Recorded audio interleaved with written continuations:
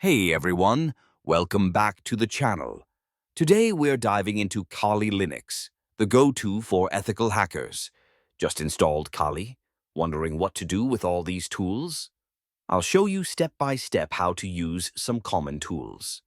First, let's look at the Kali desktop. Update your system first. Open the terminal and run. Sudo apt update and then sudo apt upgrade. Kali is known for its insane collection of security tools. Check out categories like information gathering, password attacks. Let's start with Nmap, a famous network scanner. Open your terminal and scan your network safely. WHOIS helps you get information about a domain. For quickly finding devices, try NetDiscover. John the Ripper is a classic password cracking tool. Burp Suite Community Edition is included in Kali.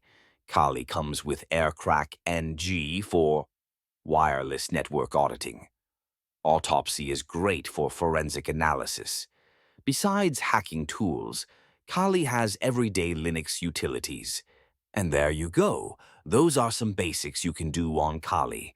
Want more in-depth tutorials? Let me know in the comments.